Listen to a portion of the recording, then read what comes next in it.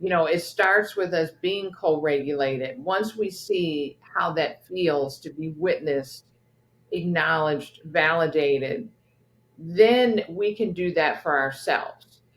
And again, we do need co-regulation from each other, but not where it's a dependency type of situation. What are your thoughts on that, Martha? Well, I 100% agree because I think as we mature, those abilities should take hold of our personality. And I just want to start by saying, like, there's this saying that children are very resilient. But this made me wonder, well, if children are so resilient, why are there so many broken adults? You know?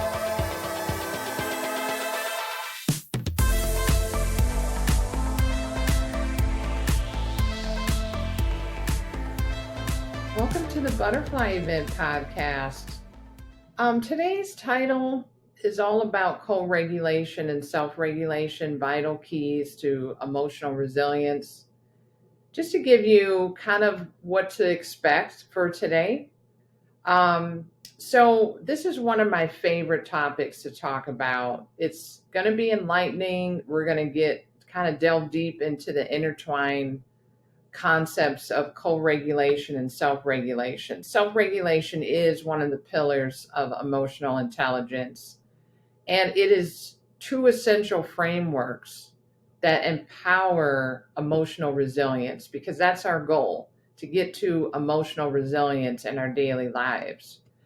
Martha and I are going to get into this topic and explore how these dynamics not only shape our emotional landscapes, but also govern our interactions with ourselves and others, different relationships that we have in the workplace, in our home, in communities. And then at the end, I'm going to demonstrate an exercise that helps foster self regulation that we can use anywhere, especially if we practice. So just sit back, take a deep breath, and let's get into the episode. Hey, Martha, how was your weekend? It was good. I listened to a really interesting lecture, and it was all about having a more balanced view of ourselves instead of overthinking ourselves or underthinking. It was to get a better perspective on who we are, the value that we have, and I felt it was excellent information. Awesome. I One of the things I love about you is you're always wanting to learn and improve and better yourself. I just love that. And to be doing that on the weekend, that's pretty awesome. I know we're part of the same faith organization, so we had a similar talk not too long ago. And I love those reminders because humans tend to vacillate between one extreme or the other. So hearing balance, you're like, yes, I need to hear that. I needed to just feel that, I can let myself off the hook and not be so extreme. But it makes me think about the topic of self regulation because self regulation basically is finding balance in your nervous system and in your life, which is important. So I do know the ability to self regulate actually comes from childhood. And I hear from people often where they just feel guilty around not being able to do that. But self regulation is a skill just like anything else, and we need to learn it. And it comes from, like I mentioned, is childhood, and we learn how to self regulate. And it starts by being properly co regulated by our caregivers. And I'm not blaming parents because I know I didn't do this with my kids, and it's like generational and passed down. They don't know. It's kind of like I remember thinking after I got out of school, high school, why didn't I learn how to balance a checkbook and real life skills that I really needed over some of the things that I learned? But you can learn. And that's what we're going to talk about today. Um, you know, where it came from, what the importance of it is. And it's important, as I mentioned, because then you can properly self regulate. But if you think about a baby, a baby's crying, they have needs that need to be met. they're hungry, their diaper needs to be changed, they're tired, they need to be held. And then you have a caregiver that comes in and gives them what they need.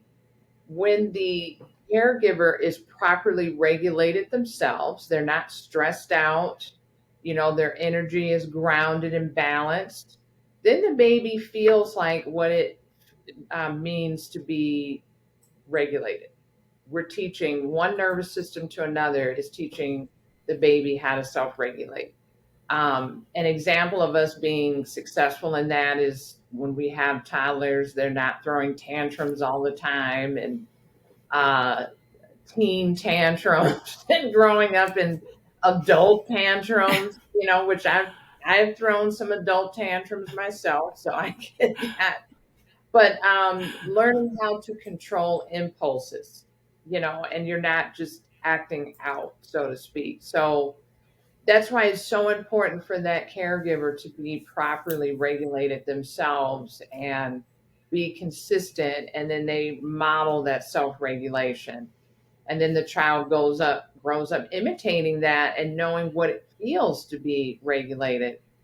So how do you feel about that, Martha, with just experience, because you've raised a child, so you know what that's like. Yes, and I feel like newborns need as much love as we can give them. That's the first priority. Of course, to keep them clean and fed, of course, is right in there. And this, of course, extends to the needs as a toddler, but then we have to start, as parents, we have to start regulating their needs for them. We can't, I see people telling their kid, which one do you want? Wait till they're Oh at yeah. least 4 to 6 years old, Yes. because you know best. And if they Yes. start dictating, they are going to be a dictator. You Yeah. have to be careful with the things you permit. So we have to teach them how to share. We have to teach them, we have to say no to them. We have to Yeah. be patient because we're kind of giants to them. So if we scare them, that's really hard to take back. They have to feel safe with us. That matures, they're going to always look to us then if they feel safe. And I was thinking about my son when he was a baby. I remember taking him out of the tub. He was about 10 months old, and I was putting his little onesie on or whatever. And all of a sudden he started crying. And I just said, honey, what's wrong? And he held his hand up and his thumb was Hmm. all mangled in the pajamas. So Oh. I like he understood when I said what's wrong at 10 months old. So I thought, okay, we should not underestimate how smart these small people are. So I fixed it and he stopped crying and he was fine. So Yeah. it's funny how I didn't have a fit because he was crying. I thought something's wrong. He wasn't like a big crybaby at all. He Yeah. didn't have tantrums. And I'll say from my mom's example, she was very patient. And I feel like my method with my son was a little preemptive because if we went to the department store or wherever, if they had a toy section, we would go to that section, grab him a little toy to play with. And he was preoccupied the whole time I got my shopping done. And Yes. then we'd go back to that aisle, put the toy back, and I'd say bye bye, and he would say bye bye and or wave to the little toy. And he didn't fuss about it. He felt like he had his time with that toy because kids get bored anyway.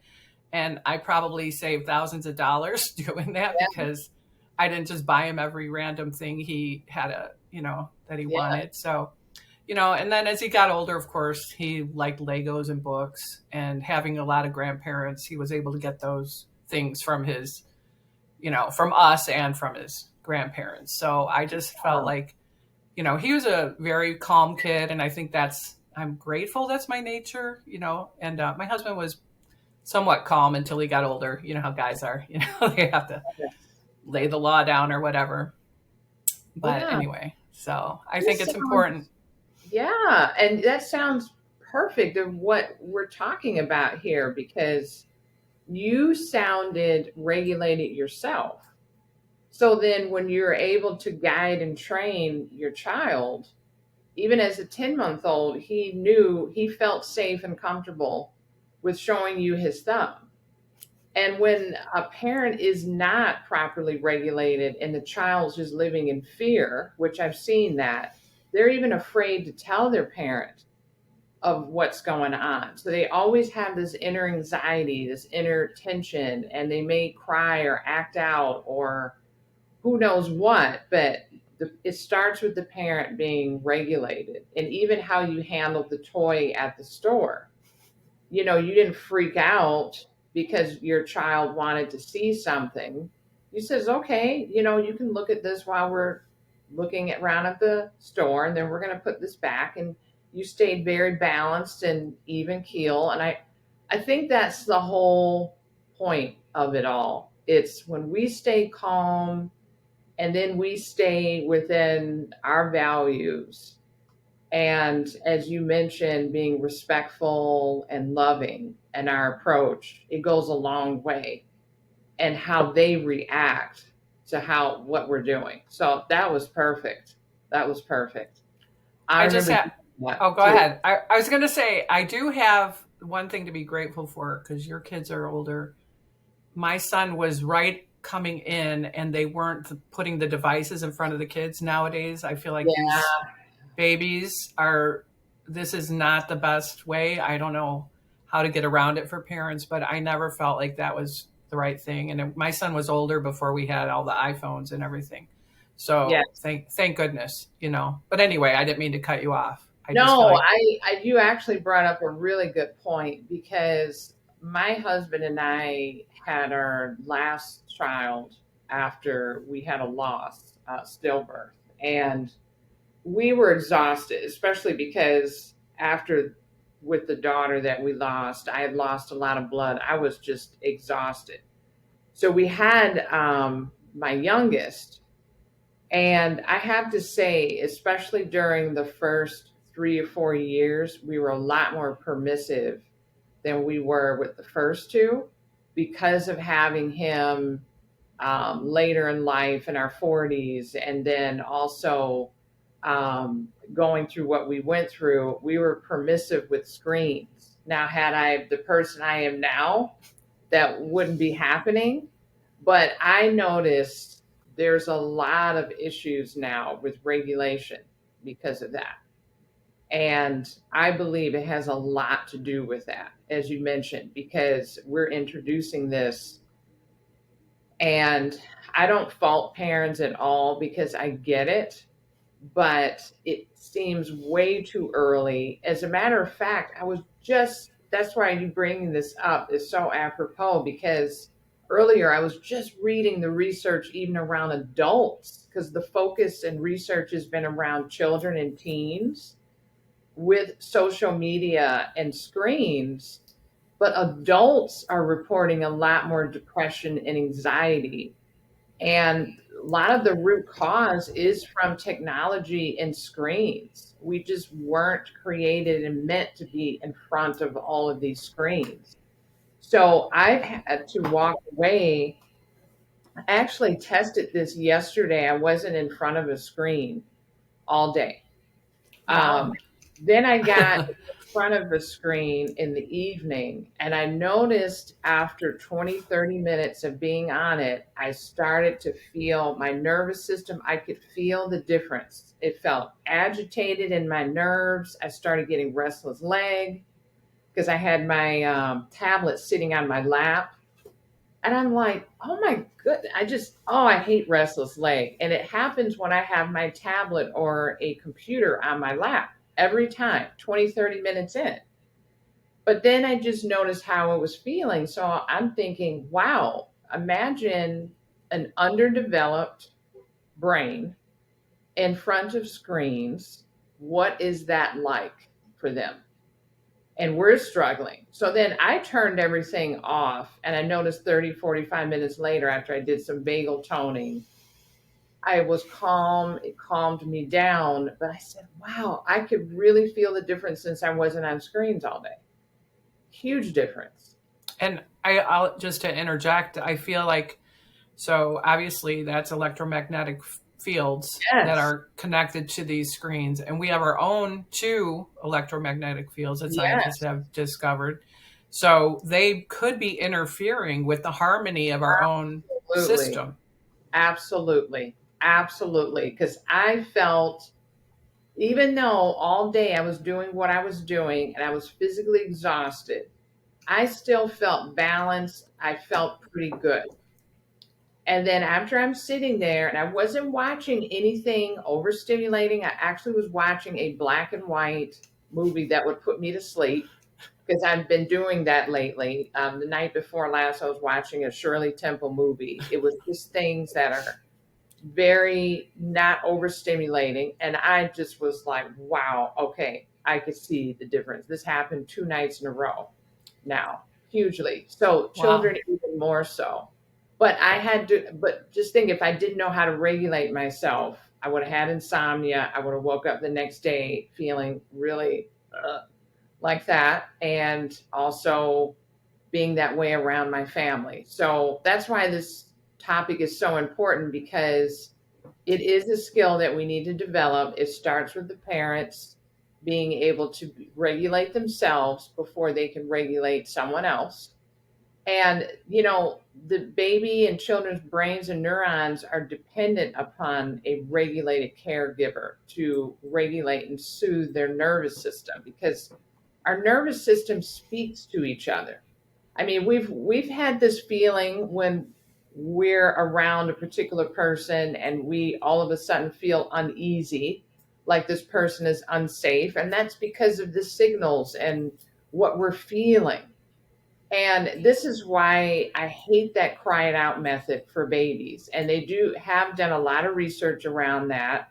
Babies that where parents just let them cry it out at night, it increases their cortisol levels sky high, which does a lot of damage to the brain and nervous system doing this. And then when they grow up, there tends to be a propensity toward addiction because of that. So we're not talking about that. And we're definitely not talking about spoiling a child, letting them dictate to you what they're going to do. We're talking about infancy, babies, they don't know any better. This is what we're talking about, and the power of soothing their nervous system. But we ourselves need to be regulated on that. And I know most of us did not experience great co regulation. And as I mentioned, no fault to our parents. They didn't know, and it was passed down. And there's something called reparenting that we can do, where we co regulate ourselves and then we self regulate. And it really comes down to connecting with that inner child inside of us, turning inward, giving them the compassion, speaking to ourselves the way you did to your child, Martha. I found now I have another visual in my mind of what to use and how to speak to myself. The way I'll speak to yourself the way Martha spoke to her son or speaks to her son. It was very compassionate guiding, but compassionate. You're there, you're that strong figure that's there, and it's nurturing and kind and reassuring and compassionate, as I mentioned. So, reminds me of Kristen Neff's work, Mindful Self Compassion Workbook. I did this some years ago, 4 or 5 years ago, this meditative exercise and talking to my inner child, in a compassionate way, the way you gave an excellent example of you speaking with your son. And we want to listen with our hearts without judgment and just be encouraging and compassionate. And, I've been in recovery groups in the past, and there's a lot of co regulating going on, which is important because we all need co regulation. We do. But we shouldn't have to have this done 5 to 10 times a day. We should be able to do it for ourselves. It starts with us being co regulated. Once we see how that feels to be witnessed, acknowledged, validated, then we can do that for ourselves. And again, we do need co regulation from each other, but not where it's a dependency type of situation. What are your thoughts on that, Martha? Well, I 100% agree because I think as we mature, those abilities should take hold of our personality. And I just want to start by saying, like, there's this saying that children are very resilient. But this made me wonder, well, if children are so resilient, why are there so many broken adults? You know, Oh, and wow. over the years, I've met people who believe that they should be the unapologetic version of themselves to feel authentic. So that Yes. means the dysregulated is just right at the surface. They're not trying to get control of it. They don't see the need. It's almost like they're entitled to just be this person that might be offending people or stepping on toes, and not many of us want to be around that person. No, no. So I feel like maybe they want to be authentic and that's how they to be, but we all have different identities, which you and I have talked about before. And Hmm. our identities are authentic, but we still can mature through those Hmm. identities, you Right. know? And we don't have to throw out our opinion if it's strong about every little thing in the conversation. We can hold back. We don't want to make everything about us in the Right. conversation. So these things are part of self-regulation, where we realize, oh, I have a tendency to, like, even with you, I'm like, wait, I didn't mean to overspeak because you're talking and I love you and I respect you. I just, I have a tendency, I get excited. So I'm like, oh, wait, what about this? So if that's our tendency, we can learn to be a better listener. You know, we can Yeah. actually kind of think inwardly, be mindful. Let me think twice before I contribute to this conversation. Let me make sure I've heard it right. This will really draw people to you. You'll be a better friend. You'll feel secure in your relationships. People will trust you. They'll know who you are, you know. And I think even the people who are unapologetically maybe the louder or whatever person, it can be from insecurity. It can be from neglect in their childhood. It doesn't mean that they're narcissistic. They actually might be crying for help. They might just need someone to give them the extra attention they aren't getting. Right. So we have to look at people in the right way too. Not, like Mm. you said, we're not judging people. We're not judging our parents. They didn't. No one's doing everything perfect. Mm-mm. That's the bottom line. Right.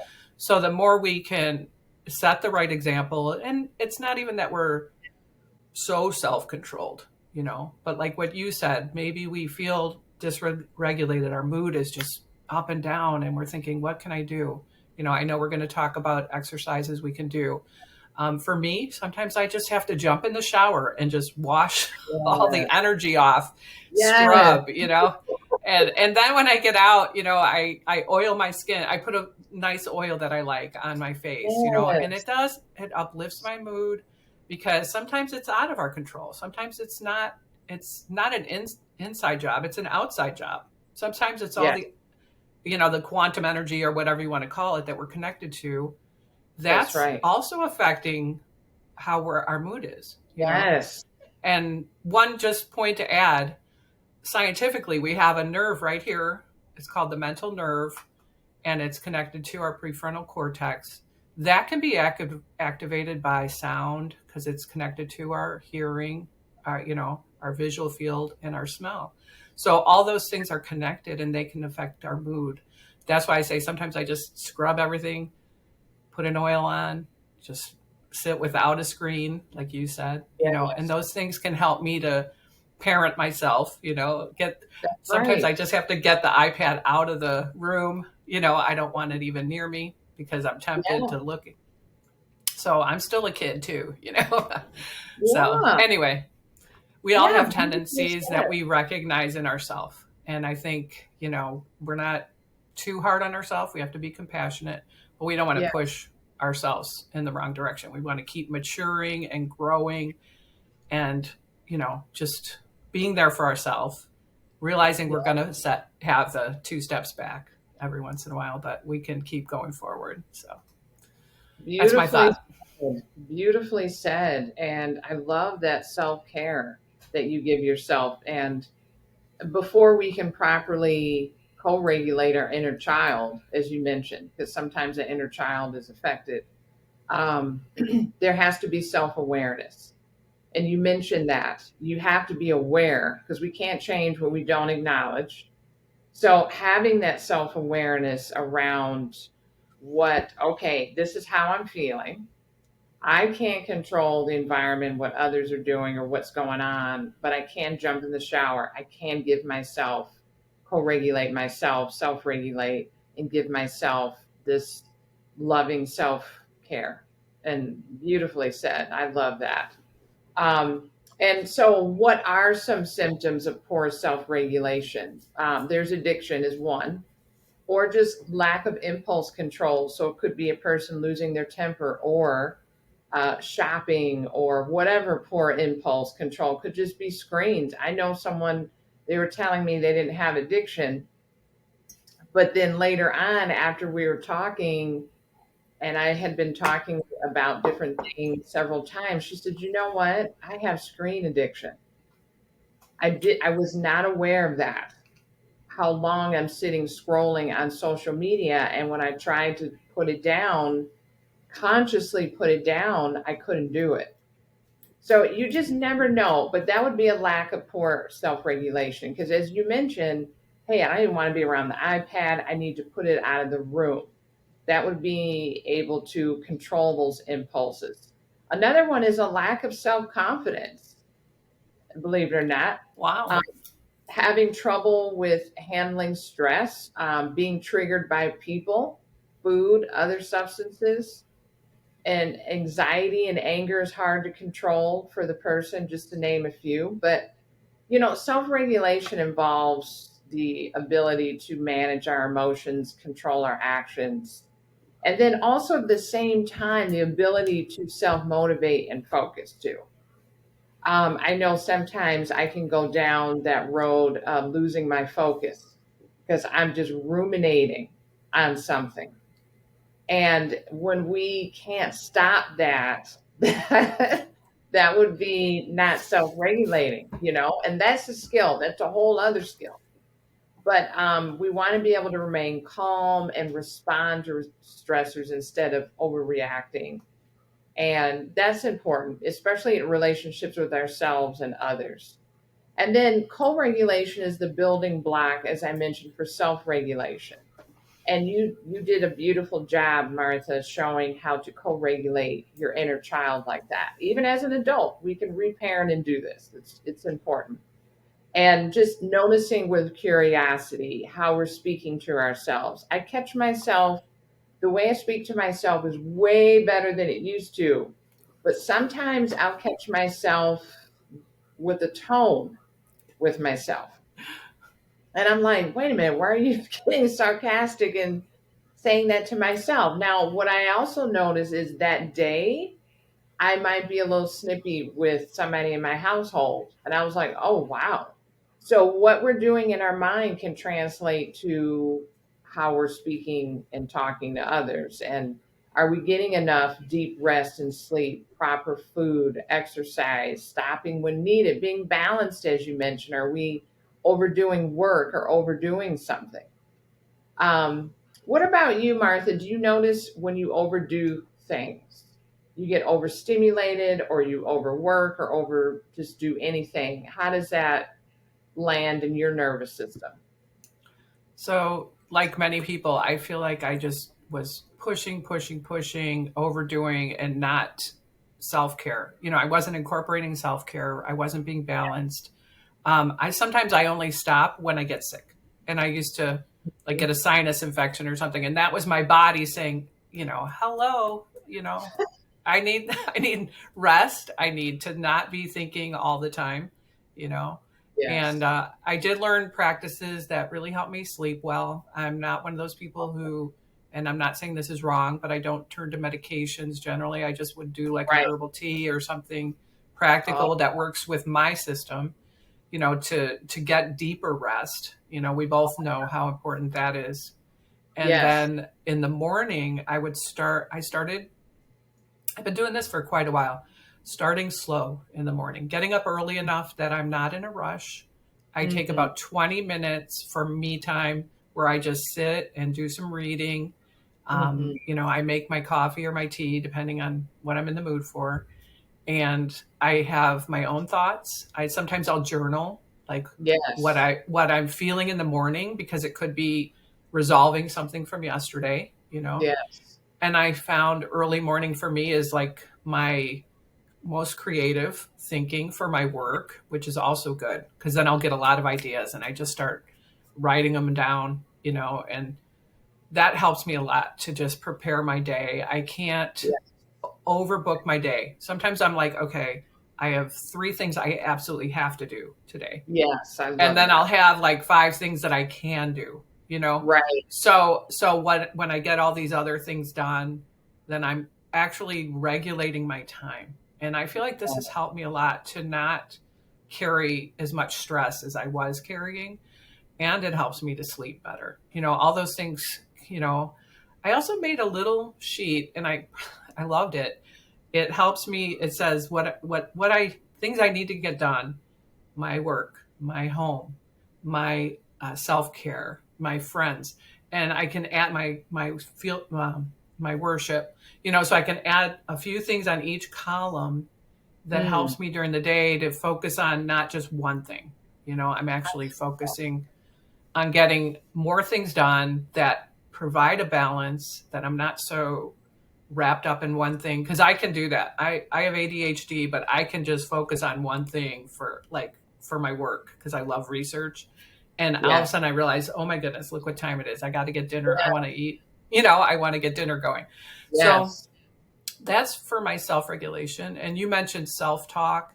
And this has been an ongoing process for me because it was kind of a wake up call because I had heard something and I thought this made a lot of sense to me. So if our self talk is negative, we're actually echoing the hurtful words of a bully from our past. See, we weren't Mm. raised not That's loving ourselves. true. We weren't born not loving ourselves. Yes. You know, So God made us beautiful creation that's that we right. should, you know, and even Jesus said you have to love your neighbor as yourself. So I was That's like, okay, why do I hate myself? This isn't right. You know, I need to get to the right. bottom of that. And I've worked on that. I thank God that I've improved, you know. But the bully tells you lies. They just don't want you to shine or fulfill your purpose.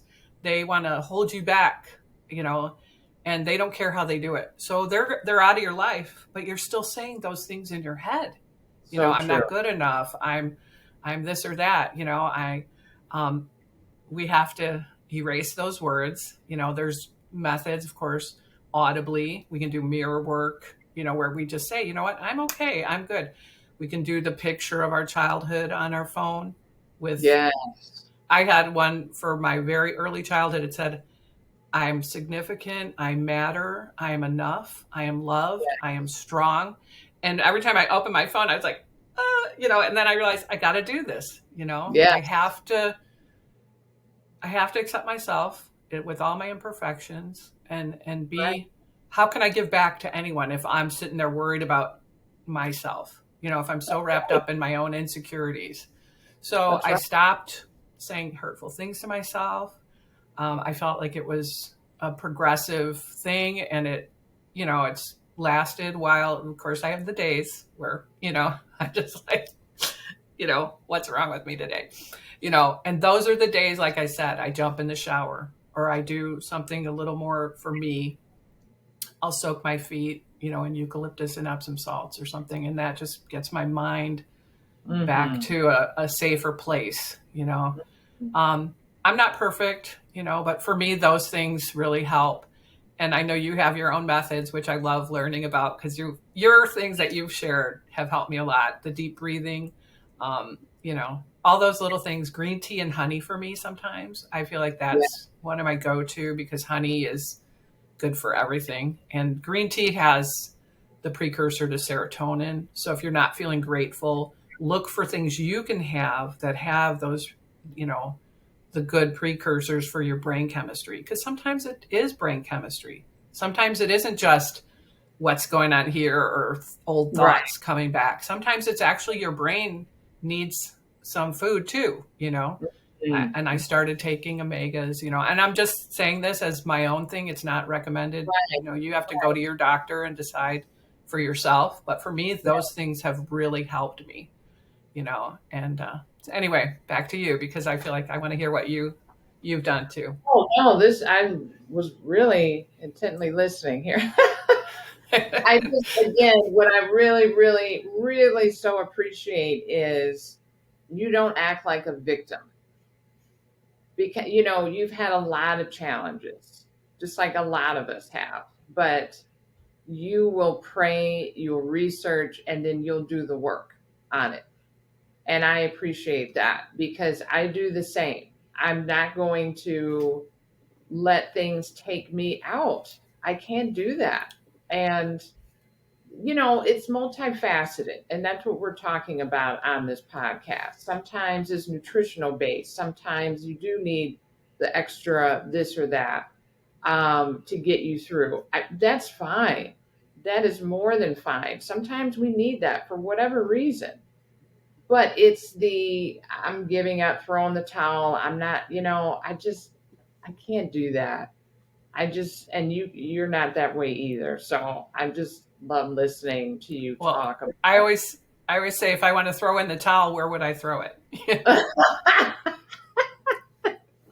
I love this first time I you heard it. gotta you gotta keep going. That's You don't. right. What else are you gonna do? I don't know, but so some also tips as far as knowing if you're self-regulating too, because basically we're evaluating ourselves. So some things that we can look for are if when under stress and pressure, are we acting in accordance with our values? I mean, what's that saying about you'll know somebody and who they really are? It's like putting a tea bag in boiling water. How does that go? It's you'll know um, how strong someone is, or no, just put them in hot water like a tea Yes, bag and see how strong they can become. So exactly. it's like your life Yeah, has so many challenges. Look how strong you can become. exactly. Right. So, and rather than fold under pressure and become the victim, allowing ourselves to go through that challenge. And can we, because we may even react. Like I took my son to the dentist today and um, I came out of there a little bit reactive. And then I wasn't going to say anything. And then my son said a couple of things and it kind of set me off. And then he asked me a question, and I said, it mirrored back to me my reactiveness. And I was like, okay, let me say a quick prayer and stop right now. And that's what we're talking about, not perfection. We may, and I said to myself, the first thing I said to myself is, man, you've had a long streak of responding and not being reactive. Where did this come from? But you know what? I woke up this morning exhausted and overly tired. I didn't get enough Mm. rest over the weekend. There was a lot of different reasons. So it's okay. We may have those high pressure days where we kind of boil over, but what do we do to bring ourselves back? That's what we're talking about in this episode. Not being perfect. So are you able to calm yourself when you're upset? And then when you are communicating, can you maintain open, kind communication? Especially when relationships are strained, be it with your child or partner or somebody else. And are you able to continue to persist through difficult times and put forth your best effort? And whatever your best effort is that day, whatever it is, instead of comparing it to the day before or before, and remaining flexible and adapting to situations. There was a topic that came up that used to be a pet peeve of mine. And I said to myself, and I was actually going to talk it through with this person. And I said, wait a minute. Okay, stop, time out, stop. What is the purpose of this? And can you be open to seeing a different point of view? And so I started looking at the other point of view, and I actually went and kind of looked up some information. I says, okay, I could see why this person, because honestly, it's not all about black and white thinking this way or that way. Sometimes it's is it what that person can do with their circumstances at the time? Because I was in certain, like for instance, there was a time period after having my one of my sons. I had horrible postpartum depression. It was horrific. And I just for months suffered. And finally, I went in and I got help and I went on some medication. I did that temporarily. And then I ended up coming off because it didn't work the way I wanted it to and needed it to. But the point was, at that moment, at that time, that is what I felt I needed to do. And being open to that with different people is what we need to do. Being flexible, and because I used to get triggered over stuff like that. Now it's like, well, that's what they needed to do. They're doing the best they can with what they know, and whatever, it has nothing to do with you. So move on. So, are we able to regulate, that way? Because I could be very, what the research says, blah, blah, blah, blah. But okay, that's fine. There are exceptions to the rule. And there even is, as I mentioned, temporary, you need something temporarily sometimes, and that's fine. That's okay. So being able to be flexible around that. Also, viewing challenges as opportunities for growth instead of, oh my goodness, my life is over. You're able to be resilient, you're able to bounce forward. And I don't even use bounce back anymore, as I mentioned, because if you learn from the challenge, you're not going to be the same person you were before. You're going to grow. So bouncing forward, I love that because it also gives you an opportunity to look forward to seeing the new you, meeting the new you, the new chapter. You're not turning to substances to self-soothe. So, is there anything that I maybe forgot, Martha, that you'd like to add? Well, we didn't talk too much about, but I feel like what you just said about your interaction with somebody and then you looked at yourself instead of like maybe pointing a finger. I felt like that was super mature. That's huge. I mean, how many people can do that? And I know a lot of times with the things you and I agree on, there are different viewpoints. And I feel not everyone's going to open up to a newer viewpoint. Sometimes it's Yeah, this is the way my mom did it, or this is the way I believe, and there's not another option. I'm not that way. As a scientific person, and you're scientific as well, you have to realize medical science, it all multiplies over the years. Like they get so much new information that disproves things all the time. yes, So, what we're relying on now in 2 years, it could be old news, that's and right. that's the fact. So we have to stay open to points of view that might be different from our own. We know we're not all the same, and not everything works for each person. So we That's have right. to find what's going to work for me. Like I told you, like sometimes I just have to have a cup of tea and some honey, and or Yeah, and that's a little thing. Of course, when I'm through the roof, not regulated, the shower, the scrubbing, the oil, I have to yes, do that whole thing for me. yes, And I also feel as long as people aren't, let's say, playing devil's advocate, trying to get under your skin, you can think about, you know, you know what I mean? Because sometimes they do. And I that's was around true. someone like that, and I was like, oh my That's goodness, a I haven't great seen point. someone like this, and a mature person talking to me like this, and I was like, they're just trying to get under my skin. Like I Yeah, recognized it right away, and I just thought I'm gonna not say much because I don't think they're gonna hear anything I say. And so sometimes you realize that, and I that's felt right. like I thought, okay, I've grown up a lot, and sometimes you do have to realize, wow, that was progress for me because I wanted to just say, that's so narrow minded, or why are you thinking that way. And then I thought, there's no point, you know, Yeah, Martha, you do you, and you're going to be okay, and this conversation isn't going to mean anything tomorrow, you know.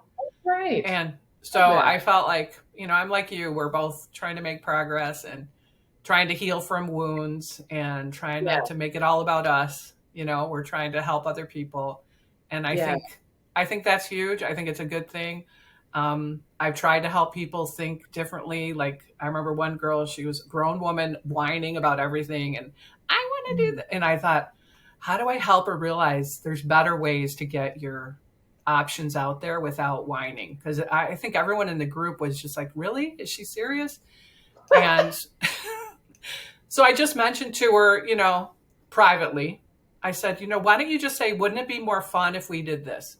I gave her another angle, Oh, I love it. not trying to correct her, but to help her to realize Great. we don't want to do it just because you want to do it. We all have our feelings about what we're going to eat. You know, That's let's great. say, wouldn't this place be fun? Or I've had this at this place; it's really good. Or if you have food limitations, you could say, because of my food limitations, I want to go here. People understand that, you know. Oh, yes. So anyway, I did try, and I think it helped her, you know. But I'm That's just saying, a brilliant example of co-regulation. yeah, You basically co-regulated her. without her knowing it. And I didn't Exactly. want to hurt her feelings because I could tell she was a little bit of a princess, you know. And I love her. She's my friend. You know, I haven't seen her for a long time, but I just felt like it had to be somebody has to give her a wake up call. But I thought I'll do this in a loving Christian Yeah. way, and you know, we're still friends. So Yeah. And I love that about you, Martha, because you sometimes, people would say, oh, this person triggers me.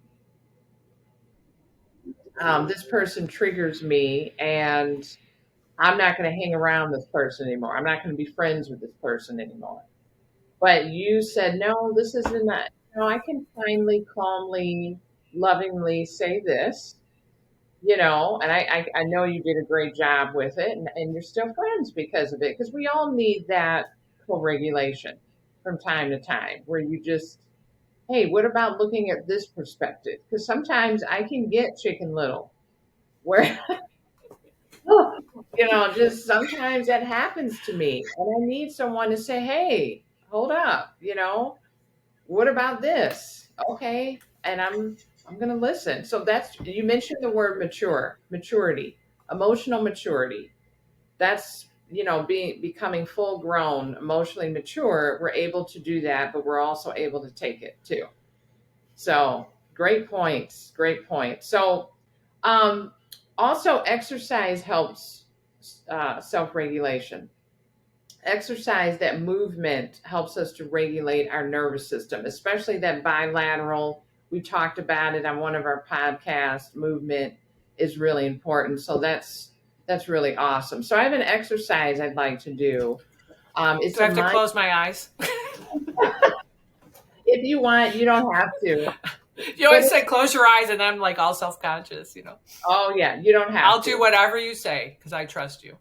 Yeah, whatever feels comfortable for you. I've learned, probably because I've done this so much, that I could be standing in line at a grocery store and feel dysregulated all of a sudden, because sometimes we get dysregulated and don't even know why it happened. We could be picking up fields, as you mentioned, or standing by someone, or I don't know what it is about this one particular grocery store that I go to. I swear it's the lighting or something in there, but every time I go in there, I get dysregulated. I don't care how short of a time period I am. It's just this particular store.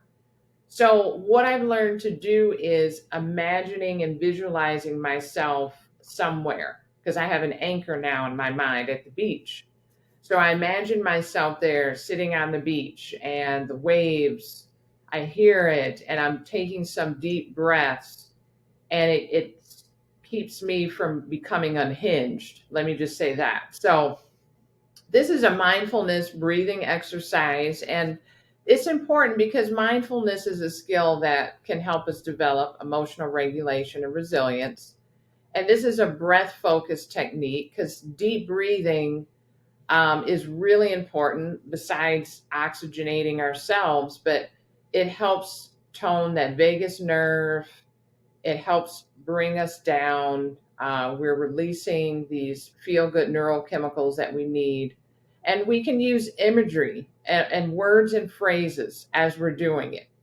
So we can choose a focus word, one that makes us smile, feel relaxed, feel safe. Some examples would be peace, let go, relax. It could be I'm okay, I'm safe, whatever it is that works for you. And what you want to do is over time practice this, build up to a 10-minute session if you can, but you could start off with 1 minute and then increase. So ideally, it would be best if you sat or lied down in a comfortable place doing this. You want to bring awareness to your breaths without changing how you breathe at first. I always like to, put my hand on my belly. Sometimes I put my hand here and on my belly and take a few deep breaths, deep breathing in, breathe out through your nose or through pursed lips.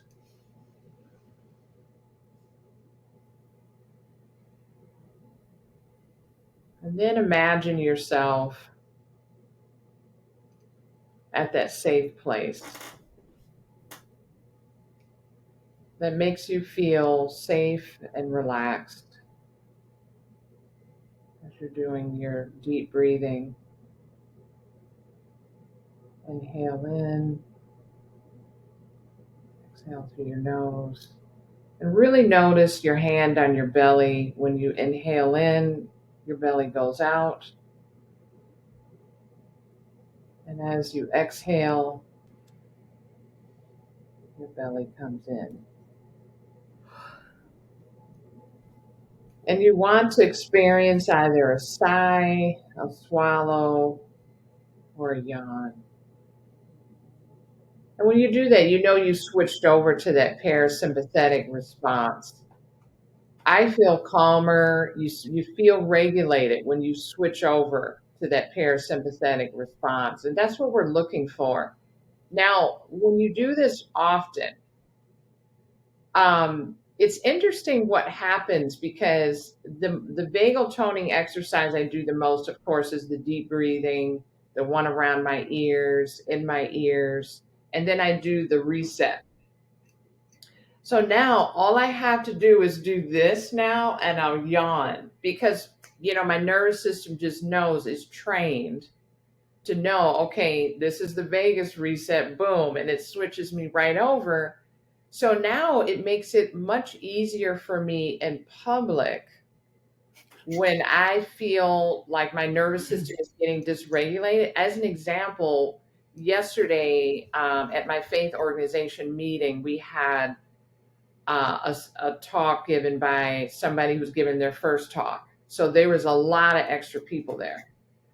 And my nervous system could feel all there were some people coming in late. I could feel the dysregulation of others. And so 20 minutes into it, I started to feel this sense of panic that came out of nowhere. I don't know where it came from.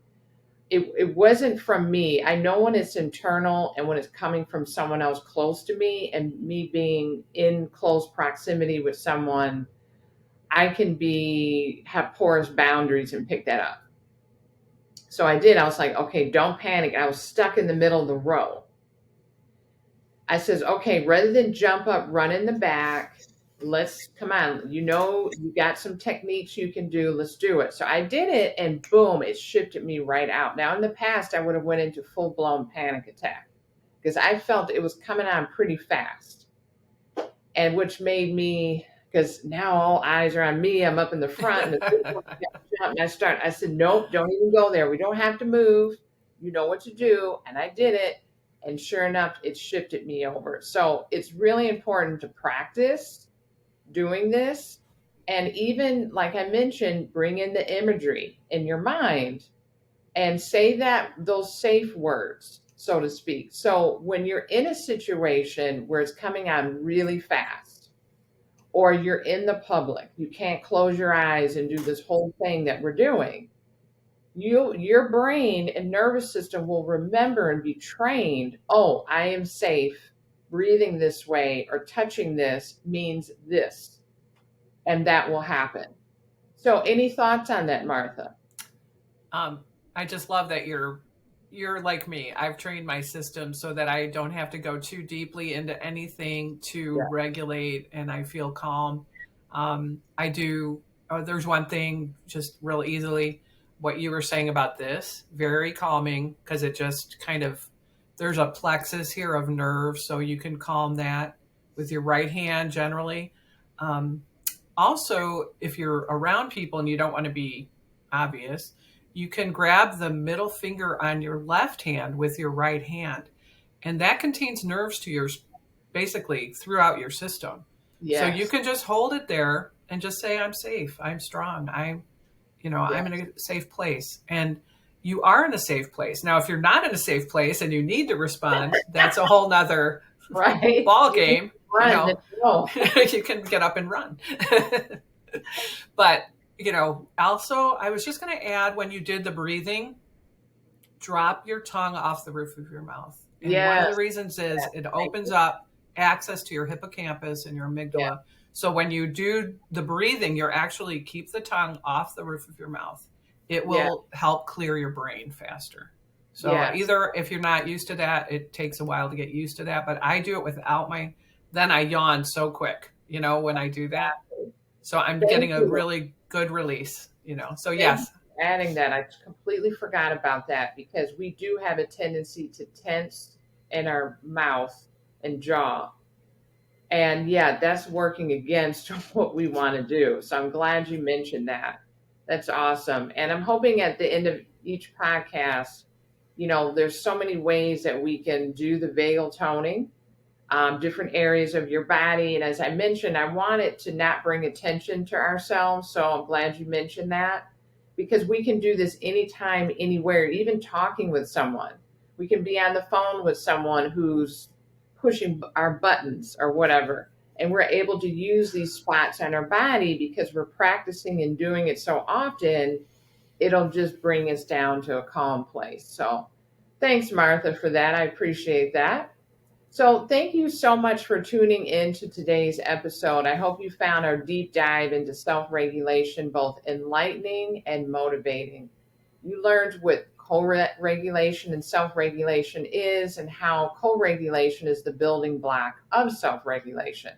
And we even tackled some fundamental strategies to help you cultivate this essential skill, from how you reparent and talk to yourself with kindness, compassion, and mindfulness. And these are just some of the many tools to aid in our journey of self discovery.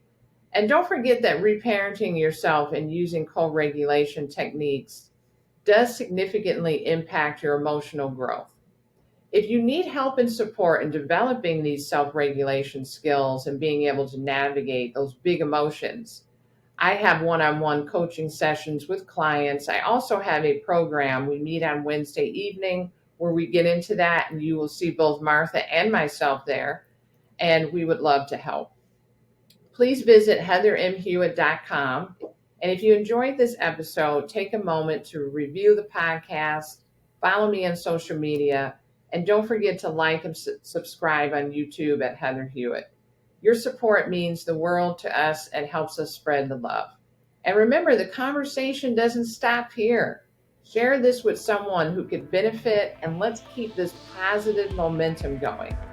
Remember to embrace the change and discover the beauty of transformation, and embrace your inner butterfly. Bye for now.